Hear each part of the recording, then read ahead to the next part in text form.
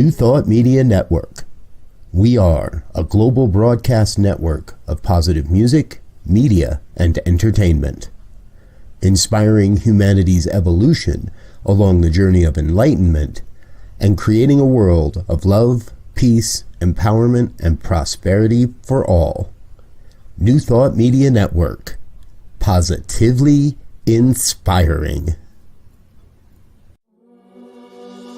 Free my mind, open my heart with the whispers of truth. To live a conscious life, to live a conscious life on the growing edge. On the growing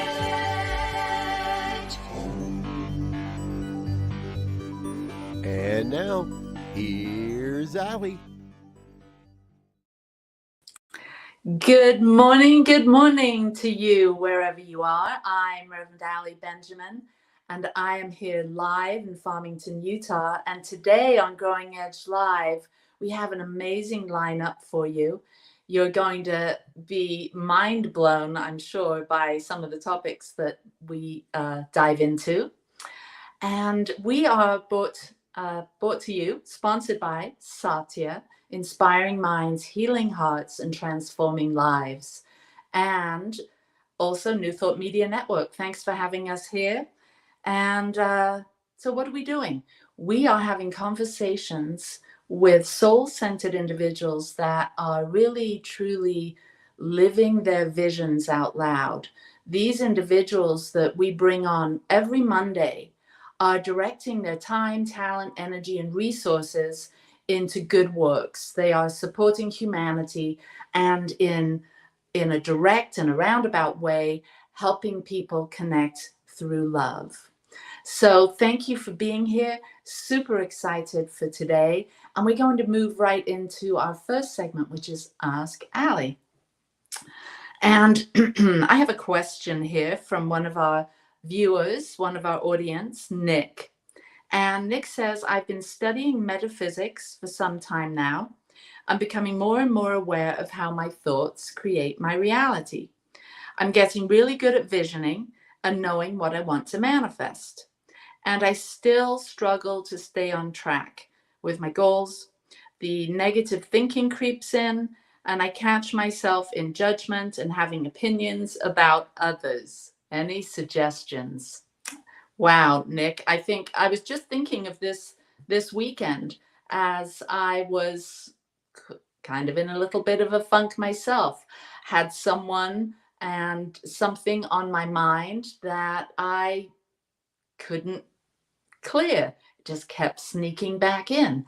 And so we can learn this together. So on our journey to self-discovery, we realize that we are very powerful individuals, that our thoughts do affect and sometimes create our reality. And so what can we do to manage our thoughts and our energy and our emotions when we get triggered, when someone's not behaving the way we think they should, or something's not going the way we would prefer it to go? Well, ideally, we would be more relaxed and those things wouldn't get to us. But quite often, because of the way the world is, because of the amount of stress most of us are under, and the enormous time that we put into tending to our lives and going to work and all of that, most of us are going to bump up against other people and other situations that aren't always the way that we would prefer them to be. So how do you stay on track? Well, one of my teachers shared this with me, and it's been extremely helpful. So when you're there, when you can't seem to get grounded or centered in self, a good thing to remember is the word stop. S-T-O-P, surrender to one power. There is one infinite organizing intelligence, one infinite organizing power that permeates all time and space. And we're a part of that. So when we stop, we simply take a time out. we pause and we pivot. So we pause and we pivot our attention and to the one power, the one source, the God energy that's within us. And as we pause and pivot and turn our attention to what we know in truth, which is oneness and wholeness, we simply take a break from the ego mind or the chattering of that part of our brain that's got lots of opinions, that those parts of our brain, both on the left side, that are about our rational thinking and our irrational thinking and filled with emotions. And we sort of give it a break when we stop and we surrender to the one power and the one presence that says, this moment is filled with opportunities, potentialities. This moment is full of ideas. When I let that more negative voice inside quiet for a moment, and I align more with my right brain, which is the creative, which is living in the now, that is visionary and idealistic, and that part of us, that other part of our right brain that isn't verbal at all, that is giving us this deep sense of belonging right where we are. So we kind of switch, we can make that switch from left brain to right. And in that, we can then, what I love to do is to have a soul centering mantra. And I help my clients establish this. I take them through a lengthy meditative process so that they can find their soul centered mantra, which once you've identified it, once you've crafted a statement or a mantra that aligns with your most essential self, your truest self, then this mantra can be very centering, very grounding, but also holds within it your vision, your dreams, your hopes, your potential. And so when you stop, surrender to the one presence, the one power, and then you call upon your soul centering mantra, which in my case, it is love moves me forward, light illumines me from the inside out, and joy guides me every step of the way. So I say this to myself when I find that I've got opinions about someone or something, things aren't going the way I would like them to go, and I just stop and then I repeat this soul centering mantra. Then I become aware of who I really am. I am a unique, individualized expression of the divine. I know that I have an amazing life to tend to. I know that I have access to this authentic power within me that wants to flow and move and give rise and work with the universe. So when we put ourselves in this place of highly creative, receptive, now moment energy, what happens is we've activated the law of intention. We've identified what it is we want. Love moves me forward. Light illumines me from the inside out. And joy guides me every step of the way. So I've set my intention with my soul-centered mantra. Then the law of attraction comes into action. It responds because the universe is always responding to us. And so the law of attraction gets activated. And then what that looks like in the physical, because we're talking about metaphysics, we're talking about the invisible power of the law and the divine mind. But what the law of attraction, once it's active, and it's always is, but intentionally, once we bring it into our field, what happens is our world, our physical stuff, the substance of our lives, the universe reorganizes itself to match what we're intending. So the law of intention activates the law of attraction, and then opportunities reveal themselves. Ideas start to come in. Maybe you get a phone call or an email, an invitation that will lead you down a particular path. And so you become masterful at working these laws of staying on track. And then the law of right action kicks in. Because we're in this high state, We're above the line. We're in this positive vibe. We're now consciously working with the field. The law of right action kicks in, and we feel naturally inspired. We tune in to our divine discernment, and then we're inspired. We get an intuitive hit on taking particular actions, and that's activating the law of right action. So, Nick, I invite you to stop, surrender to the one presence. I invite you to craft for yourself a soul centering mantra that brings that energy of who you're becoming and who you want to be in the future and how you want to experience life into your field, into your consciousness. And then, just because we are these beautiful spiritual beings having this amazing human but spiritual experience, the law of intention, the law of attraction, and the law of right action are ours. We get to play in this field. We become master manifestors, co-creators with the universe. That's how we get over that annoying little egoic mind that wants to give judgments and opinions and stay in other people's business and complain about the now. It's not worth it. So thank you, Nick, for that question. It's awesome to be able to share your questions with our audience. So if you have a question, go ahead and email me at growingedgelive@gmail.com. There we go. And I'd love to dive into a new question, one that I've not had before. So thank you, Nick. And I'd like to welcome those that are joining us. Shay from Colorado, welcome. If you have a comment, please drop one in the chat, and we would love to hear from you.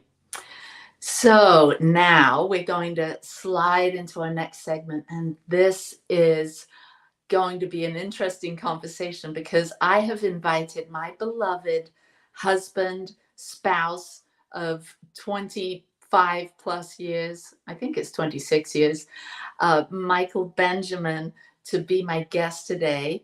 And Michael is an amazing individual. He's put up with me for all these years, and I've put up with him for all these years, and it hasn't been a putting up with, my love. It's been such an amazing journey we've been on, ups and downs, highs and lows.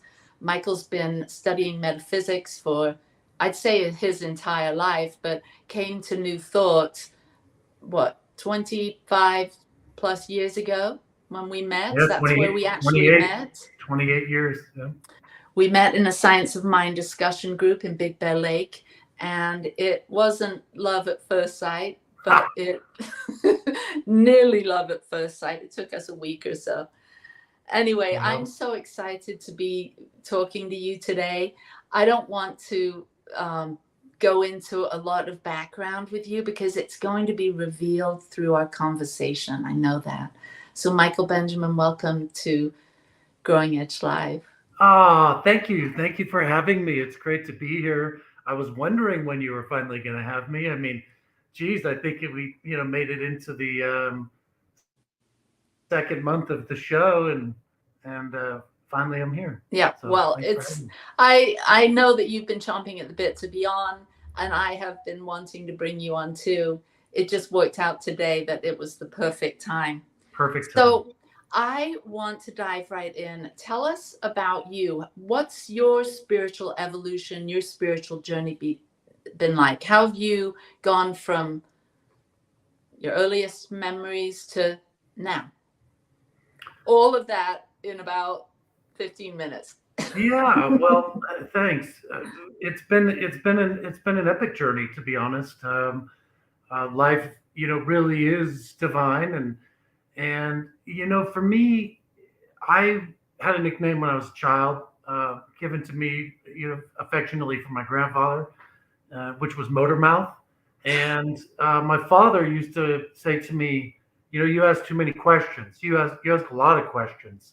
And then it would move to, you ask too many questions. And that's me. So I came into this body, and I had this human experience, not much different than all of us, really. But there was something that occurred for me when I was, 3 years old and 3.5 years old. I don't remember the event really, but I did have a drowning experience, and there was parties. My parents were hippies. It was in the 70s. They were partying around the pool with the neighbors in a new up and coming community in Southern California.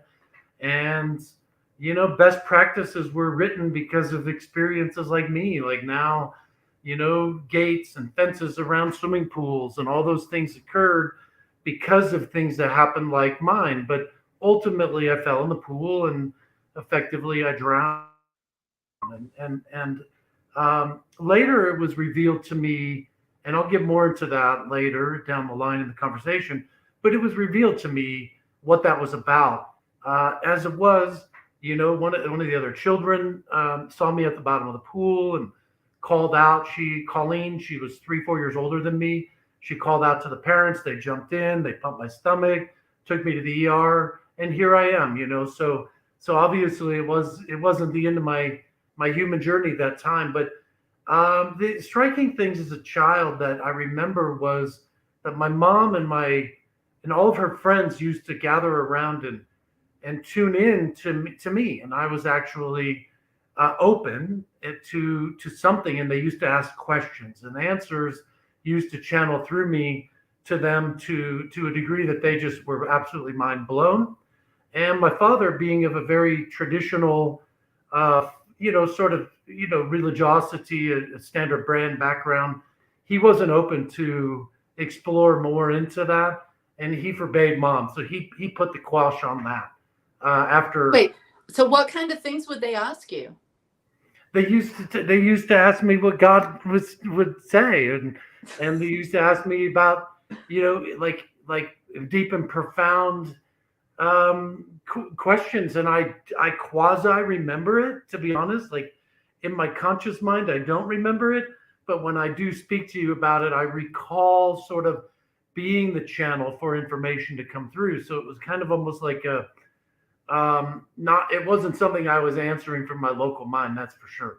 Yeah, so I remember your mom saying, because she would talk about these experiences with us quite often, and she would say that she would like rub your stomach or tickle your back, and that would sort of put you in this deep trance state, and then they would ask you questions, and you would answer them with vocabulary that you wouldn't typically use as a 3, 4, 5-year-old, that you would use words and talk about things, situations that you had no, earthly experience with. All that is absolutely true. And what, is interesting for me is to say that I'm kind of an old soul, like is kind of an understatement. Like this experience of being human is not new, and there's always been filters that are open for me. Like I'm sure, and I'm absolutely certain that we can all tune in and tap into that entelechy, tap into that our higher self, if you will, and that we can begin to work with that. And I know Abraham would say the same thing. I know Esther. I know we've had the opportunity to spend time with Sheila and Marcus and Theo, and they would all tell you the same thing. So there's really that opening that has to occur. Like I loved it in your Ask Allie segment when you talked about stop, and how absolutely empowering and clarifying and expansive that is, right? So in my journey, yeah, it started for me at a young age, but always have been spiritually curious. Obviously being raised Catholic, used to go to churches. I remember specifically one time in catechism and CCD class, the nun that was teaching the class, she asked me, or she asked the class, who wrote the Bible. And it was kind of an interesting thing because I had a lot of exploration going. My mother remarried, and I was going to Christian Science church, and I was really into that, and I was feeling the Spirit everywhere I went, even if it was Catholic church or Christian Science church, or if I went to church with my friends, Christian churches, or I went to temple with my Jewish friends, grew up in Jewish community, Southern California. I always tuned into that spiritual, ineffable truth, and that we know is everywhere. It transcends religiosity, right? So it's not in this that one church has something that others don't. In any case, I was in the CCD class, and the nun asked, somebody asked to the teacher who wrote the Bible, and she said, children, that's a great question. Can anybody answer that? I said, oh, I do. And she said, oh, Michael, what's the answer? I said, Mary Baker Eddy. And she told me to promptly leave the room.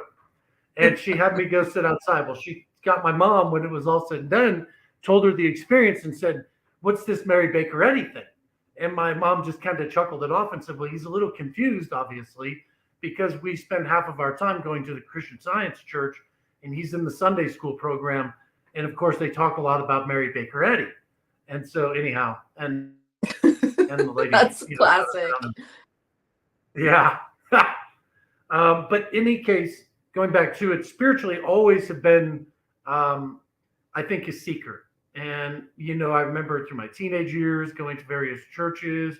I really felt the Spirit for a long time. I accepted the Lord as my personal Savior, became a born again. My father told me, absolutely not, can't do it. You're Catholic until you're 18, like it or not. And so, so I used to spend time in Foursquare churches and Assembly of God churches, and go into Bible study groups and men's groups and things. Always was a seeker, all through my teenage years. And then, when we met, so, life, the ebbs and flows, finished college, thought I was going to, go down my first path. Things didn't work according to my ego, and started to really seek deeper meaning when I was 24. I went up and spent time with my mother, who, as you know, was a mental science practitioner. And I asked her, Mom, what's the meaning of life? I feel ill-prepared here. And she said, oh, honey, I think we all have similar feelings. Why don't you come with me? There's somebody I want you to hear. And she took me to the spiritual center, and then, my fast track into metaphysics, becoming a mental science practitioner myself, also began at that time. So that was 28 years ago, at the Bear Valley Center. Yeah, and you're still on the board of directors there years later. Yep, and we have been, you and I, of course, you and I met you shortly thereafter, and we have an interesting story there. But ultimately, we've been in the front row ever since. And, whether it was singing in the choir, which I'm not even a trained voice, and you told me I'm not allowed to break out into song or chant here today, because I'm not, trained voice. But, over all the years, I've kind of become trained, And so, whether it be in choir, or whether it be, in meditation circles, or teaching youth ministry programs or youth programs, all of that, it's been an amazing journey. And wow, did it accelerate when after I graduated through practitioner training and so forth, I heard this voice say to me to become a spiritual care chaplain and start to work with senior community, who are leaving and transcending. And so I reached out to the local hospice company up there in Big Bear Valley Hospice, and lo and behold, they were looking for spiritual care chaplaincy. They had a void, and I met with them, and they said the only requirement that we have really is, because of some issues that we had, is we can't have you trying to convert everybody and accept the Lord on their way out. I I said, well, that's not going to be a problem for me because, my training is to be more all inclusive than that. And they said, good, you're hired. Now here's a whole client list. Go get busy. And so I thought that was kind of fun. But in any case, what an experience to have for years to be able to sit with dozens and dozens of people. And I'm not sure every spiritual care chaplain has the experiences I had, but what an expansive experience to be able to sit with people in what I know is probably the most vulnerable and intimate times of our entire human experience. There's the newborn that comes in and we're completely dependent on our loved ones, for everything. But then there's also kind of the last couple chapters where we often become very, very dependent on the others as well. Yeah. So I want to talk a bit more about your hospice chaplaincy, the next segment of the show. Let's touch on moving to Utah. You and I moved from from Southern California to Utah, and we founded the Satya Center in 2009. Yeah. Let's talk a little bit about that. And we've got just a couple minutes. As you know, we being practitioners and really living in the spirit and tuning into that divine mind, we were right in the midst of catastrophic illness with our youngest, who was diagnosed with an inoperable 19.5-inch brain and spinal cord tumor, and he was catastrophically ill, and this was only a few years into our journey. But everything worked out for us, divine and best case scenario, with many, many major miracles along the way. One of them was sort of the prayer, right? The prayer for us became, how do we make a living from home so that we can take care of Chris? And then ultimately, getting into private investment, real estate and things in Utah came back into our trajectory, and we were supported in that. And we sort of levitated from California to Utah, and we landed here, only to be met with this predominant faith, which Utah has many, many strengths. One of it is the Mormon Church, the presence of the LDS Church here, but absent in the Ogden, Utah, was any, spiritual centers like we were accustomed to, like the Bear Valley Center. But no chance to the fact that you were just finishing up your ministerial training and really, ultimately you and I felt the call after having several years of in our house, having meditation groups and, once a month drum circles and lots of things that we did for years, 2003 through 2009. But ultimately, at some point, it became very clear for you that it was time to open a center. And actually, it wasn't the first time that Ogden had a Science of Mind or religious science center, because there was a movement here for many, many years. But ultimately, we adopted that chapter, and we opened. All those people came and their former board, and how easy it was for us to open up the Satya Center for Spiritual Living. Satya means higher truth. That higher truth that once we open up to it or tune into it, it sets us free. And so that's what we've done. And we opened the Satya Center in 2009 together. And over the years, we've had, many, many tens of thousands of people come through. And it's been an amazing journey, really. Obviously, it's not easy being a spiritual center per se, but at the same time, it is. Yeah.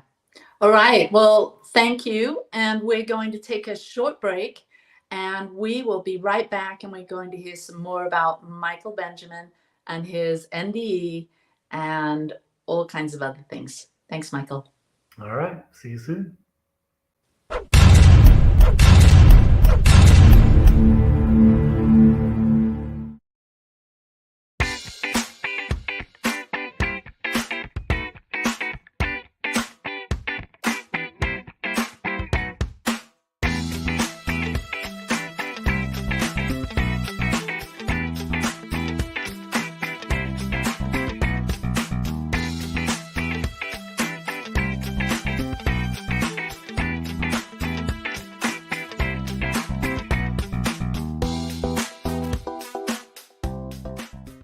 You are a gift. That is the absolute truth. You are a gift, a blessing to the world, a way that the infinite love of God shines itself, shares itself, and expresses itself more fully in the world. You are a gift and a blessing. Please take that seriously. Take it as your honor. Take it as your opportunity to be a light that shines for others. Be that bright light of God's love that's the truth of who you are. And enjoy it, because you deserve it.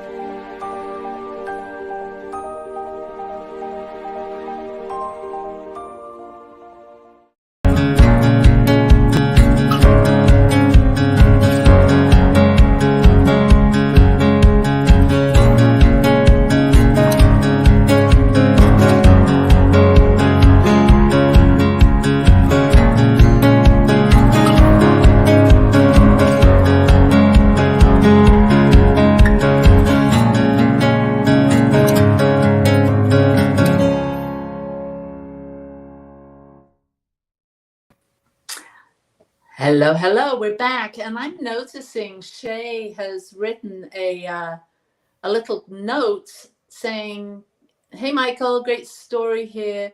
You know Abraham Hicks, and that's really interesting. We don't know her personally, but she has a house probably 5 miles from our house.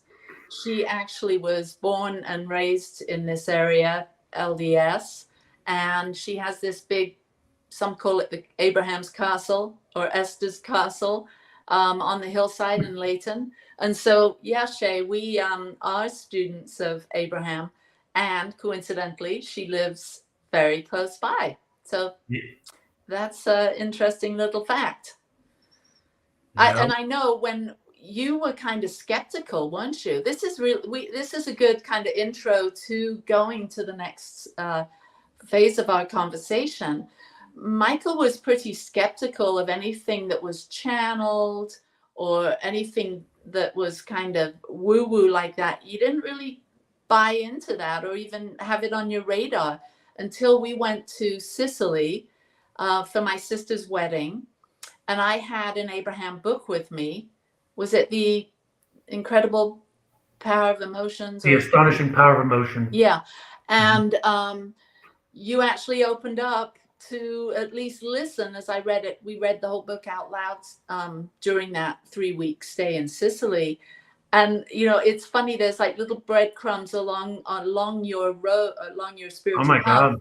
And that's when you first like opened up to that. Yep. And so why don't you talk a little bit about that and then talk more about what occurred to you, I think it was 3 or 4 years ago now, when we were doing our on the road, you call it the Trail of Tears, and we had that deep dive meditative experience with Mother Mary.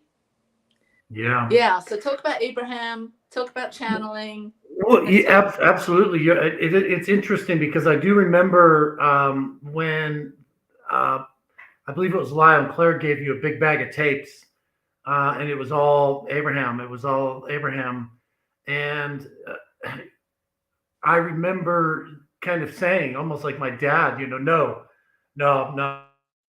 I'm not into that, you know, type of thing. I think it was, you know, I don't know what that was about, because generally I'm inquisitive, right? But I think when the student's ready, the teachers appear, because, you know, it wasn't that many years later, but in Heaven as on Earth, that audiobook that I listened to, that really sort of like, I started to activate this yes factor like never before, you know, like this awareness of the ever-present presence, the fact that we're never really born and we never really die, and that there's this coming and going, there's this appearance and this the ascension or the disappearance, right? And so the teachings of Abraham that come through Esther, you know, really are, you know, all yes, evoking spiritual truth, right? And so it was just an amazing find. I remember laying on the wall in Sicily, and Giardini Naxos reading to you and sharing tears, and oh my God, just this expansive awareness. And that's kind of how it is the experiences that lead us to have these mind expanding moments, right? Where light bulbs seemingly click on. So we had one of those light bulb moments when we were, well, we took a year and a half off, and we had purchased a motorhome, which we call Om Shanti Home. And she's a beautiful Sprinter chassis with a Winnebago, 27 foot. And we just took off and drove around the country from coast to coast and up and down, and camped, primarily stealthy camping on BLM or public lands, off the grid, solar powered. And so we found ourselves off in the middle of, I call it everywhere. Some people call it the middle of nowhere, but we were in the middle of everywhere. And we were doing some pretty intense work at that time. Do you remember that? Could you want to talk a little bit about, because you hadn't really, if I'm remembering correctly, you hadn't really put it together around the drowning experience you had at 3, with, something clicked in during this meditation where you went back and remembered what actually happened at the bottom of that pool. Yeah, we were doing deep immersion work, and we were so blessed to have the resource to be able to grieve the loss of our son, or the ascension of our son, in the way that we did. And I just wish everybody had that experience, really. I think it was so intimate, so expansive, so bonding for not only you and me, but also just us with connecting to Adam. And all that has come from that. And so one of the journeys that we were going down was really doing this work in with Kessler and so many other people that were kind of leading us, if you will, online and so forth. But we were basically meditating and journaling on the idea that life is for you, and the questions that come from that, right? So life is for you, excuse me, and also, what is in this that is for me?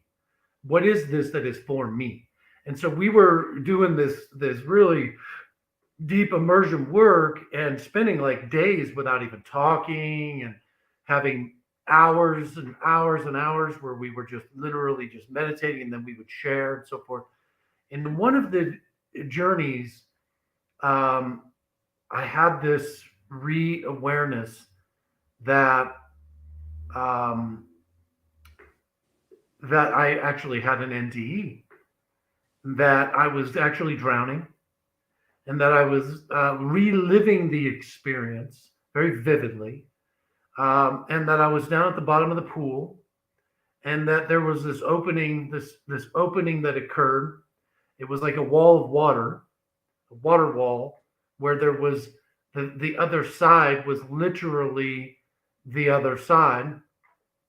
And I remember there was a lady whom I later identified was Mother Mary, literally is my angel, but or one of my mentors or guides. I call her my prayer partner. But really, ultimately, she literally stopped me and said to me, "Michael, stop, turn around. It's not your time." And then I remember being whisked out of the water, and the water kind of flowing down my face, and my parents and everybody gathered around, and the kids looking at me, Colleen and other people very concerned, and they whisked me off into the hospital. And I actually lived that from an outer body experience, and I recall that now to the degree it's almost like it was yesterday. I still feel the water rolling down my face. But that really just began a journey into giving myself permission to really open up beyond, right? And then I had experiences with that have just been affirming of So yeah, so I'm so excited because I love hearing you talk about this, and I was right there with you. So I just, it brings up so many fond feelings and memories about that special spiritual deep dive that we did. And so when you had this like realization that you had an angel or Mother Mary there to guide you, could you then see how like looking back in time, how she had been there influencing things, maybe helping with some of your hospice stuff? Because that's where I want to go next, yeah. is for you to share, which it's so amazing. Let's talk about your first hospice experience with a patient, and obviously you won't be using the names, but you'll be making up a name. So share some of your hospice experiences with what opened up with all of that. Well, I think it was a divine appointment to hear the call, actually, that it was my time to serve in that capacity. I knew that I had the ability to sit, I'll use the term, in the fire with somebody, obviously through training as a practitioner and so forth. Ultimately the practitioner heart opens up, and now we have the ability to sit in the mire with people, wherever that may be. Um, but what an opportunity to walk into somebody that has never met you before, and to now be doing an intake with them, and they've just been told that they're getting ready to make their transition, that there isn't any Western medical stuff that's going to be employed anymore other than comfort measures, and that we are here to support you on that journey. Um, but yeah, like to be thrust in there and to open up the heart and to actually just have an open dialogue with people, the gift and the ability, to tune in, that, I believe we all have it, for those of you that are watching. I mean, it's not really just this unique gift that per se that I have. But really to tune into and surrender into the all providing activity of divine mind, or to our prayer partners, to those um, that have a similar trajectory in the collective consciousness, the sum total of the whole, be it all of our ancestors, right? That like my mom and my dad and her parents and their parents and their parents and their parents, they all lived so that we can live. That they are really all part of our collective field, that is part of, not taking from, but part of their experience, to be part of this Michael Benjamin being human incarnation experience, that they're actually lined up being a part of our team, and that they are not only rooting me on, but that they are actually praying in consciousness in the collective, and that entire experience is furthering their experience. So that brings me to will you talk So, about, because it was really that what you're talking about really came front of mind to me when you had the experience with Agatha. Change the yeah, name. So because she was tuning in to her loved one on the other side, right? yeah. Will you So, like set us up, tell us about her, how you met her, and so like, interesting enough how, in, obviously being one of the quadrants in spiritual care is one of the quadrants in hospice. So you get a handoff from the intake nurse. Okay, we have a new patient. This patient's hallucinating. You're probably, there may or may not be anything there, stage 5 Alzheimer's, type of thing. And I'm like, okay, fine. So I do the intake. I meet with the daughter, and I'm overwhelmed by the amount of Native American, artifacts in this multi-million-dollar home on the water, right on the lake. And I'm like, wow, just taken back by this experience. But ultimately, I began to have this with childlike curiosity, the inquiry into what's going on here in this beloved's experience. And I began to tune in to the divine infinite. And I came into this awareness that this person is not hallucinating, that there's something very spiritual that's occurring here. And after a long time, after several sessions with the family, and finally getting the blessing to sit with mom, because mom had this long-standing Native American philosophy practice, in flute music and all kinds of things. And they were the last thing they wanted me to do was to evangelize. And so once I got vetted, then they asked me to come sit with mom in meditation and prayer and flute music and chanting anytime I wanted. So I was coming multiple times a week and having this great experience. Well, the awareness set in that she is communicating. And what happened was, backstory, they were orphaned. She's 96-year-old patient. She's orphaned at 5, and her and her brother were. And they were separated by like 75 years, I believe. They reunited again in their 80s. And in a short period of time, he died, massive heart attack. And ever since that time, she has been communicating with him. And of course, was later diagnosed with Alzheimer's, dementia, Alzheimer's, now several years of that. But she's forever just looking up and communicating. And I had this awareness that she isn't hallucinating, she's communicating. And so my experience with her was, to say that it was expansive, is an understatement. I cannot Now, express. so let me just ask, so was she communicating with you, like verbally? Was she able to talk to you?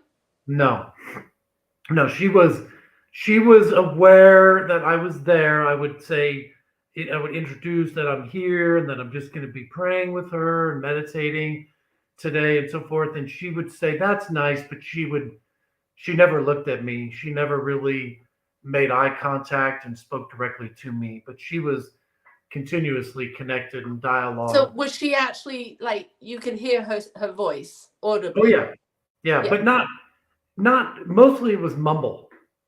It was a communication dialogue that was taking place at a different dimension, but it wasn't crisp and clear. Every now and again there would be some words that were clear, but for the most part it was just a mumble. But then, ultimately, like I had this this what is in this that is for me, and what is this that is for me, sort of heart set and meditation as I'm sitting with her. And it came to me to ask her if she could, if her loved one was here, and I'll use the name John, right? It wasn't John, but if John was here. And so I asked her, is John here? And she, for the first time ever, like, had this really human sense of clarity. And she looked right at me with clear as a bell and said, absolutely, John is here. Oh, yeah. And I said, can John connect with my son? And, within like a minute or two, what happened was, her voice changed, and she looked right at me with a different, very masculine sort of presence. And it said to me, Adam, Adam, Adam, 3 times, very clear, is in the light with me. And we went on to have communications. We went on to well, first of all, me, like, in this holy crap moment of, oh my God, what's going on? Chills, my hair sticking up on the backs, like, what's going on, type of thing. But I had this awareness that this was for me. And we went on to have dozens of sessions where we were to, we were communicating, I was getting answers. But I remember for the first several sessions, I like had to know beyond doubt. And I'm okay, I'm talking to Adam, my son, before I get to her place. I'm like, okay, so I'm gonna Adam, I'm here, I'm getting ready to go in, and I want to know beyond doubt. I want to know, beyond all doubt that it's you. And within, it's interesting because the awareness became the prayer and the answer is one. And ultimately, I don't have all day to talk. I see our time is limited, but ultimately, folks, the prayer and the answer is one. And so the gift that we all have is when we identify with our loved ones, like I have with so many of my patients that have transitioned, dozens of patients over the years that have transitioned in my arms, my hands, where we have an ongoing connection, that they literally have ascended and become part of my prayer partner, prayer team. Yeah. So you left us hanging. So did Adam give you a for sure sign that he? Definitive. And by the way, we'll have you back and talk more about this because Agatha wasn't the only one, right? No. There were lots, and so we'll have you back on and talk more about this. But before we go to your spiritual practice, tell us how Adam let you know that it was really him in real time. Yeah. So in real time, he. Within minutes of that time, I said, Adam, I'm here. I'm going to go in. I want to know, and I want to know beyond doubt, son. I want to know beyond doubt. And I sat down and started to get into my meditation, my prayer. Immediately, she started to say, "Who is that?" And she's talking to her brother, and she said, "Well, he's very young and very, very handsome." And then all of a sudden, she reached to me and she started tapping me. She said, "Yes, he's here. He just got here. He's here." And then all of a sudden, she looked at me and said, "My granddaughter's name, Adam's daughter's name, right? Lily Jade May 5 is what was said. Just those 4 words. Lily Jade May 5. And I was immediately just in the awareness of that is definitely my son. That is beyond doubt. That is my son. Well, the funny part was I asked you, I texted you, when's Lily's birthday? And you said May 9. And I said, no, it was 5. And you and I were perplexed about that, like with the question mark. And we later told Alex, and Alex kind of gave us a love tap and said, you guys, she turns 5 in May. And so it was really Adam's personality to say, Lily Jade May, she's going to be 5. Right? Yeah, it's awesome. Well, yeah. So I'm excited to have you back, and we'll talk more about it because it's just so interesting and intriguing. And if you're enjoying this, if you're watching, we'd love to hear about your experiences too with talking to your loved ones on the other side. So I love our guests to share a spiritual practice. So would you share a little bit about, how is it that you get now? How do you sort of get into that mindset of wanting to connect with people on the other side? Because you've actually developed your own way of communicating, not through your hospice client anymore, but direct. So how did we get there? How do we do that? Well, first of all, we all 100% have the ability to do it, right? So there's a spiritual teaching. The premise is for those that have the ears to hear or the eyes to see. And so the question really that I have for you or the listeners would be, are you available? Are you ready? And if the answer is yes, then the answer really is the prayer and the answer are one. And so let's just have a journey. And so if you would, just join me in closing your eyes. And we just speak right here to myself. This is how I do it, right? So there's no right way, there's no wrong way. But basically what I say is, I give myself permission to be right here, right now. That there's absolutely nowhere else to be at this moment. There's nothing else to be doing.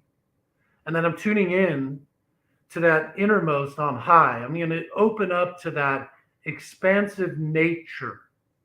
And what I find is necessary is to move from that ego mind, from that mind level. And I take that 14-inch journey where I drop down, right? So I get into this elevator in my mind's eye. And I see the elevator doors close, and I begin to descend, and I move downward, breathing and settling in and grounding in. I move down into the heart, the area of the heart.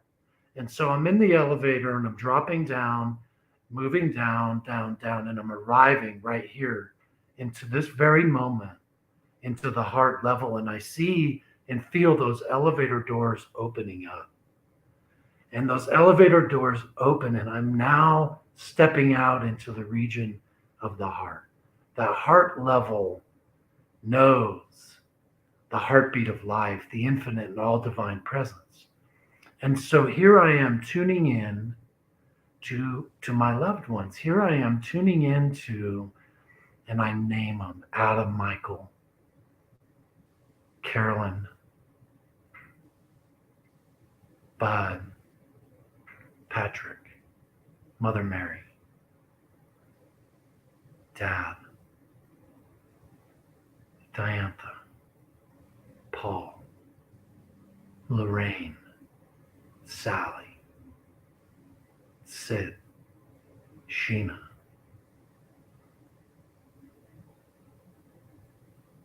and Mary, Grace, Jean, Carl. I know that you're all here, and Mary, and Barbara, and Barbara, and Barbara. I know you're here, and I'm in gratitude for your presence, for your life.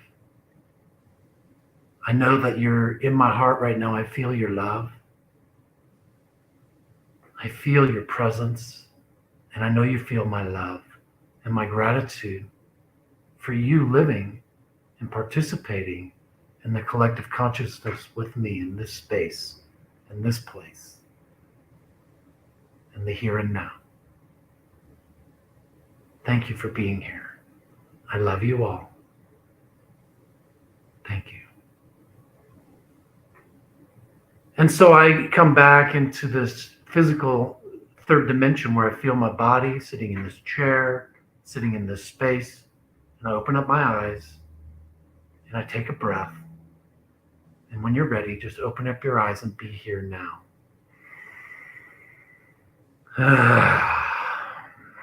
And I know that that's so quick. Now that's a practice you do, and then you probably spend more time listening and receiving at that point.